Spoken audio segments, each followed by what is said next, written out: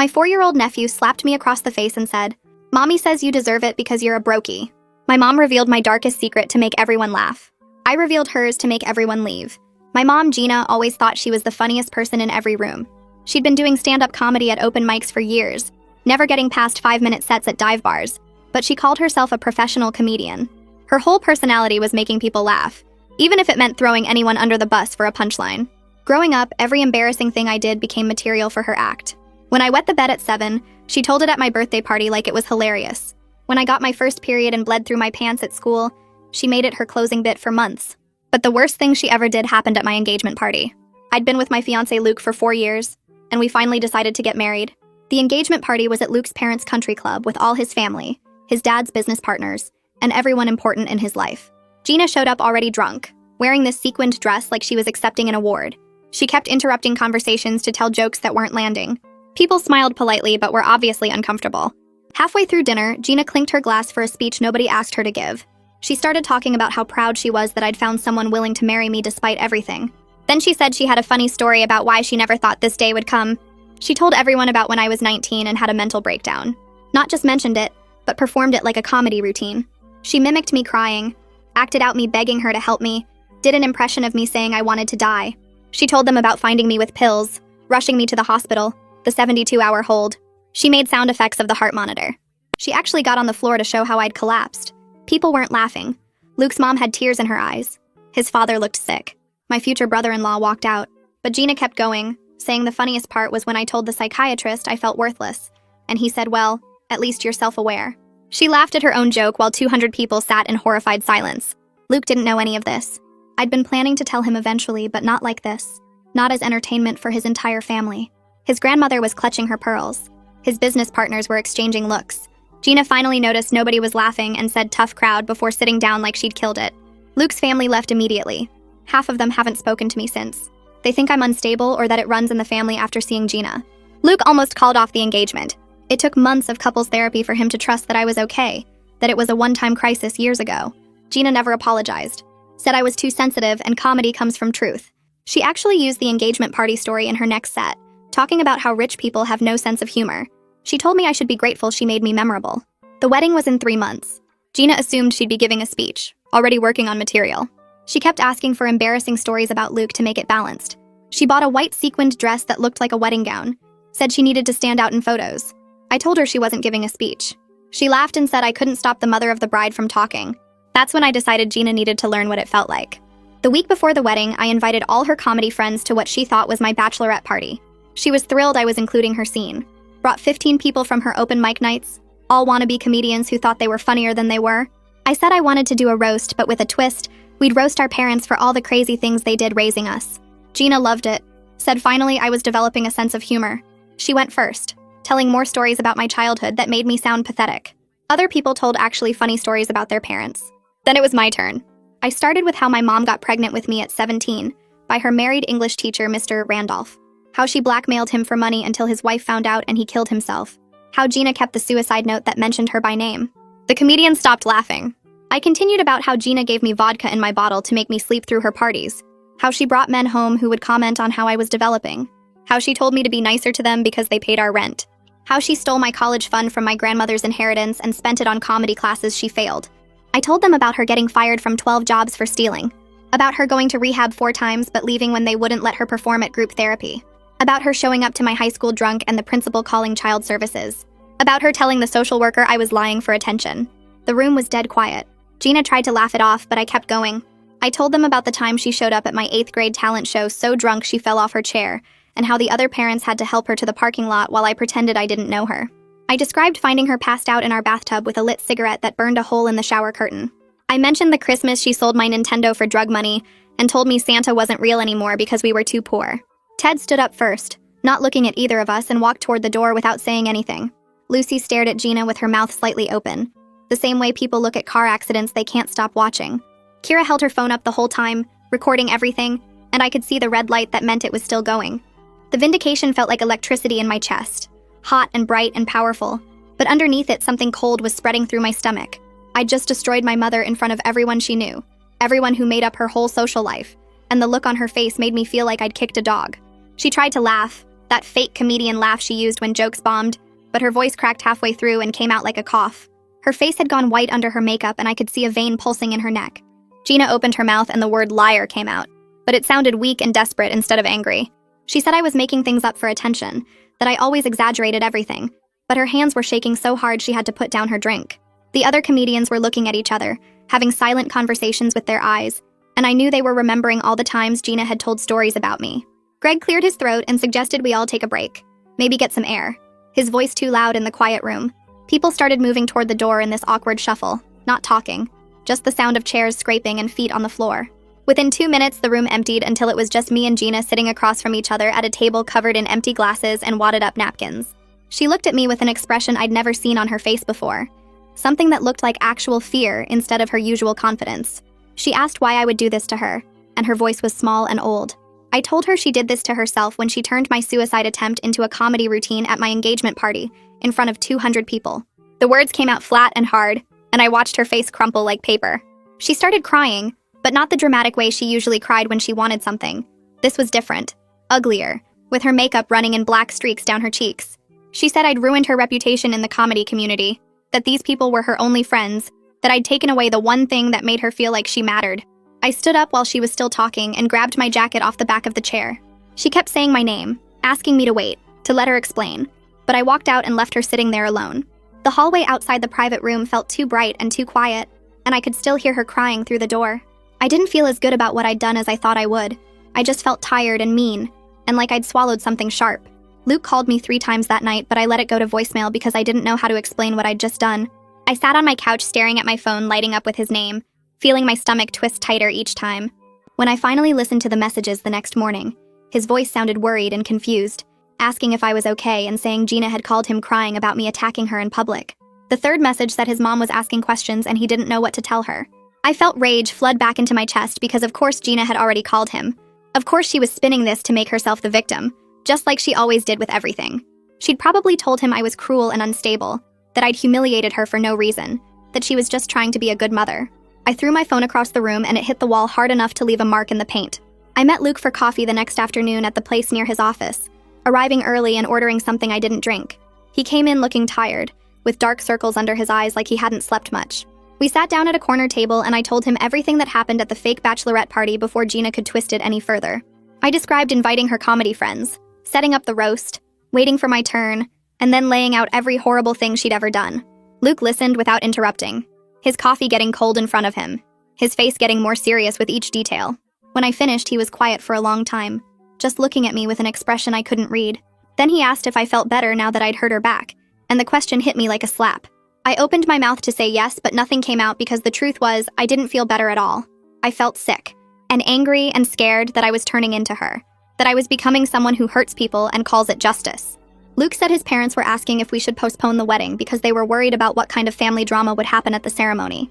Panic rose in my chest so fast it made my hands shake because I'd spent months planning this wedding, picking out flowers and trying different cakes and arguing with the venue about table arrangements.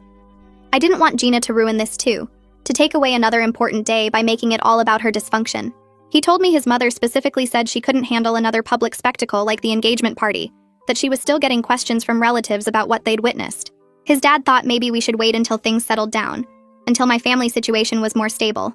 The word stable made me want to scream because my family had never been stable, would never be stable, and if we waited for that, we'd never get married at all.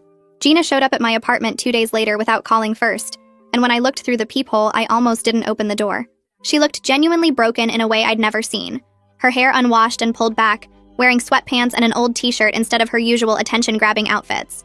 I opened the door and she walked in without asking, sitting down on my couch like her legs couldn't hold her up anymore. She told me that 2 comedy clubs had uninvited her from their open mics after word spread about what I'd revealed. The Laugh Factory told her they were going in a different direction, and the Comedy Store said they were full for the next 6 months. I felt a flicker of guilt before I remembered her on the floor at my engagement party, acting out me collapsing, making sound effects of the heart monitor while Luke's grandmother clutched her pearls, and his business partners exchanged horrified looks. She admitted that the story about Mr. Randolph was true, that she'd gotten pregnant by her married English teacher when she was 17, and blackmailed him for money until his wife found the letters. She said she'd carried guilt about his death for 27 years, that she still had nightmares about his wife calling her a murderer at the funeral. She was 17 and stupid and didn't understand that blackmail could make someone desperate enough to kill themselves, She told me his suicide note mentioned her by name, said she'd ruined his life and his marriage, and she'd kept it hidden in a box under her bed all these years. I sat there shocked because Gina never admitted to anything, never took responsibility, never showed real remorse that wasn't just manipulation to get what she wanted. I didn't know if this was real honesty or just another performance, another way to make herself the victim of her own choices. Luke's parents invited both of us to dinner at their house to clear the air before the wedding, and I knew this was some kind of test. Gina promised she'd behave and apologize properly, that she understood how serious this was, but I didn't trust her to get through one meal without making everything about her somehow. Luke told me this dinner was important to his family, that his mother was really struggling with whether she could support our marriage given everything that had happened. I agreed to go because I didn't have a choice, but I spent the whole drive over feeling like I was going to throw up. Gina met me there, arriving in her beat-up car and wearing a plain black dress that looked like she was going to a funeral. We walked up to the house together without talking, and I could feel her shaking next to me. The dinner started awkward and got worse from there, with Luke's mother being coldly polite in that way rich people are when they hate you but have manners. His father barely spoke, just passed dishes and cut his food with precise movements that felt angry. Gina launched into an apology that started okay, but somehow turned into excuses about her difficult childhood and struggling as a single mother and never having any support. Luke's mother let her talk for maybe 2 minutes before cutting her off mid-sentence, saying that many people have hard lives without exploiting their children's trauma for attention and entertainment. The words hung in the air like smoke, and Gina's face went red and then white. Luke's father set down his fork and said he wanted to know if Gina planned to use his son's wedding as material too, if she'd already started working on jokes about their family. Requested Reds is on Spotify now. Check out link in the description or comments. The question was so direct and brutal that even I felt defensive of Gina for a second before remembering that he was right to ask. Gina's mouth opened and closed, but nothing came out at first, and I watched her chest rise and fall in quick, shallow movements, like she couldn't get enough air. She grabbed the edge of the table with both hands, her knuckles turning white, and when she finally spoke, her voice came out small and broken in a way I'd never heard before. She said yes, she'd been a terrible mother, that she knew it even when she was doing it, but she couldn't stop herself because making people laugh was the only time she felt like she mattered at all. Luke's father leaned back in his chair and asked if she planned to use his son's wedding as material too, if she was already writing jokes about this dinner in her head right now. The question sat there in the middle of the table like a knife, and everyone looked at Gina waiting for her answer. She shook her head and tears started running down her face, actual real tears without the dramatic sobbing she usually did for effect. She promised she wouldn't give a speech at the wedding or make any jokes about our family, that she understood she'd already done enough damage. Luke's mother set down her wine glass with a sharp click and said that wasn't enough, that Gina needed to understand she was on thin ice with their entire family, and one more incident would mean she'd never be welcome around them again. I felt something weird twist in my chest, almost like I wanted to defend Gina even though she deserved everything they were saying to her. The words came out before I could stop them, that she was still my mother and she'd be at the wedding, and everyone turned to look at me with surprise on their faces, including Luke. His mother's eyebrows went up and his father frowned, and I could tell they thought I was making a mistake, but I couldn't take the words back now. Luke drove me home after dinner without saying much, just the sound of the car engine and the radio playing something low that I couldn't focus on. We pulled into my apartment parking lot and he turned off the car but didn't move to get out, just sat there staring at the steering wheel. He asked me if I actually wanted Gina at the wedding or if I was just doing this because I felt like I had to. I opened my mouth to answer but realized I didn't know what to say because I'd spent so long being angry at her that I hadn't thought about what I actually wanted. He turned to look at me and said it was okay to uninvite her if that's what I needed to feel safe on our wedding day, that his family would understand and support whatever choice I made. I told him I needed time to think about it, and he nodded, kissed me on the forehead, and said he'd call me tomorrow. I went inside and lay on my couch staring at the ceiling for hours, playing the dinner over and over in my head and trying to figure out what I felt underneath all the anger. 2 days passed where I barely left my apartment, just ordered food and sat with my phone in my hand staring at Gina's contact information. I thought about all the times she'd humiliated me, all the boundaries she'd crossed, all the ways she'd used my pain for her own benefit, but I also thought about what would happen at the wedding if she wasn't there, how everyone would ask where she was and why, how the whole day would become about her absence instead of about me and Luke starting our life together. I picked up my phone and called her before I could change my mind. She answered on the first ring like she'd been waiting, and I told her she could come to the wedding, but there would be strict boundaries. No speech, no jokes about me or our family, and if she drank too much, my cousin would escort her out without discussion. She agreed immediately without arguing or making excuses, and the fact that she didn't fight me on it actually worried me more than if she had. The wedding planner called me 3 days later while I was at work, and I could hear panic in her voice before she even explained why she was calling. She said Gina had contacted her directly asking about microphone access during the reception, wanting to know the technical setup and when would be the best time to use it. I felt rage flood through my body, so fast it made my hands shake, because Gina had literally promised me 2 days ago that she wouldn't give a speech. I left work early and drove straight to Gina's apartment, not even calling first because I knew if I gave her warning, she'd prepare some excuse. She opened the door in sweatpants with her hair a mess, and I pushed past her into the living room.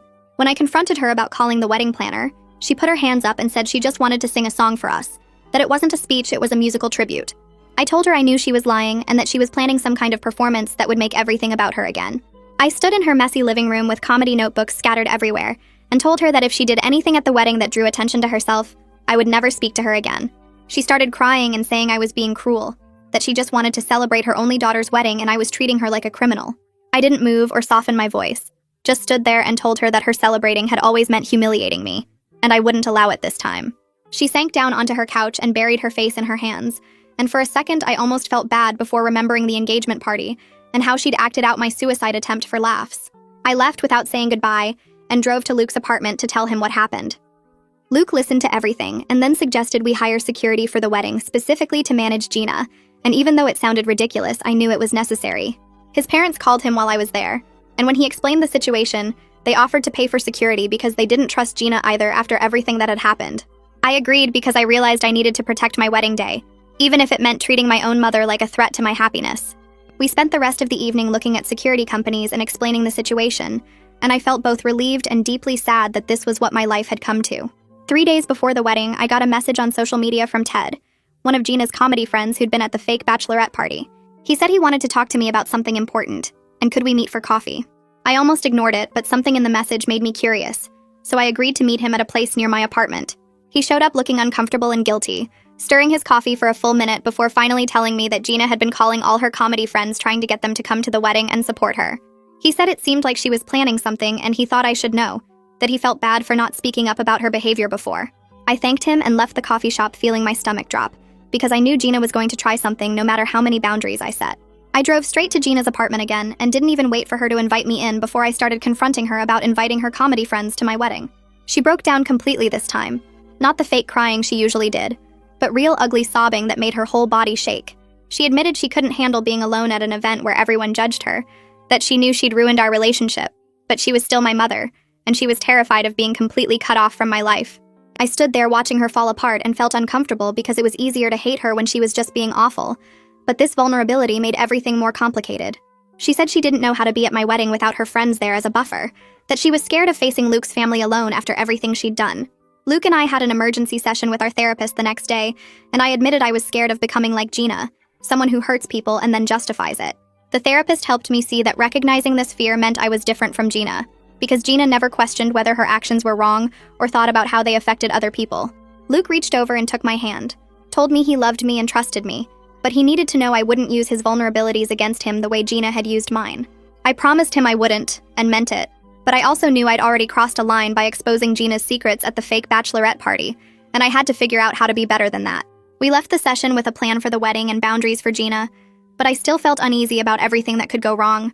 I spent the night before the wedding sitting at my kitchen table with a blank piece of paper in front of me.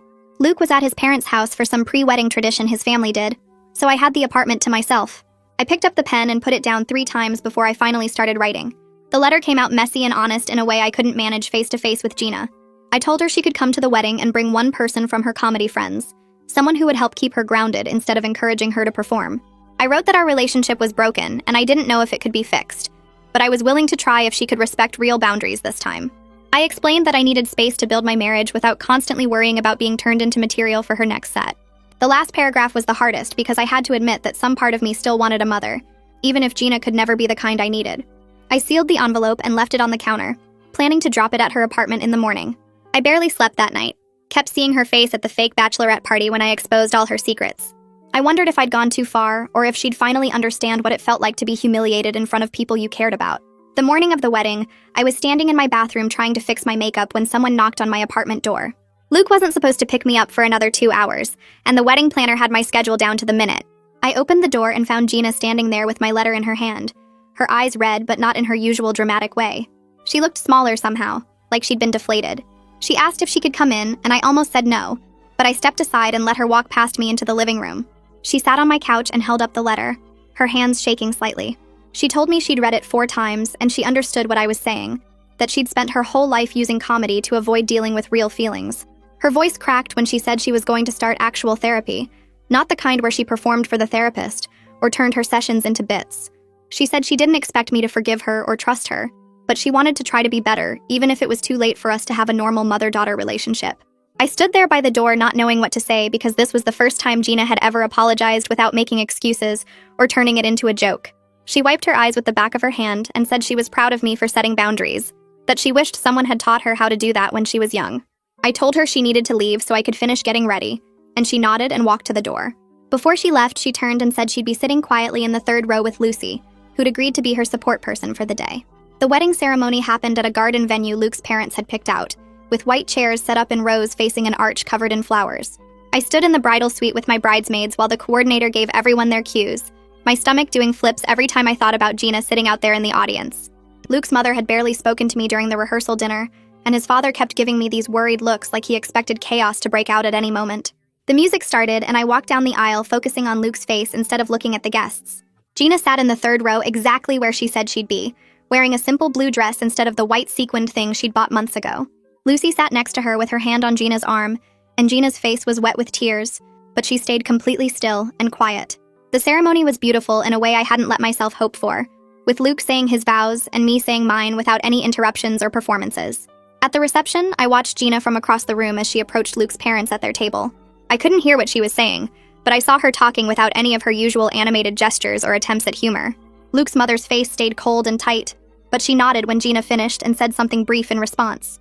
Luke's father shook Gina's hand in a formal way that made it clear they weren't suddenly friends, but at least they were being civil. I felt something loosen in my chest.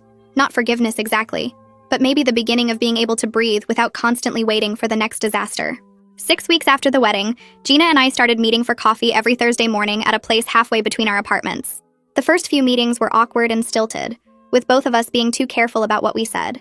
I'd made a list of topics that were off limits, things she couldn't ask about or turn into comedy material, and she actually followed the rules without complaining. She told me about her therapy sessions in a real way, not performing or exaggerating for effect, just talking about what she was learning about herself. She admitted her therapist had pointed out that she'd used comedy as a weapon to keep people at a distance, that if she made them laugh or shocked them first, she didn't have to risk real connection. I listened and didn't offer forgiveness or reassurance, just let her talk and process without making it about me. She asked about the wedding, and I told her the parts that felt safe to share, and she didn't interrupt or make jokes. Our relationship would never be normal or easy. The damage was too deep and went back too far. But I was learning that protecting myself didn't mean I had to completely destroy her, that I could have boundaries without needing revenge. Luke and I were building our life together in our new apartment, making plans for the future without the constant fear hanging over everything. I still flinched sometimes when my phone rang and I saw Gina's name, still worried she'd slip back into her old patterns. But for now, having coffee once a week with clear rules felt manageable, and that was enough. I was finally free from waking up every day wondering when I'd become her next punchline, and that freedom was worth more than any apology she could give me. All right, that's the story. I'm really glad you stuck around because this stuff feels better when it's shared. Hope you leave this one feeling a little lighter.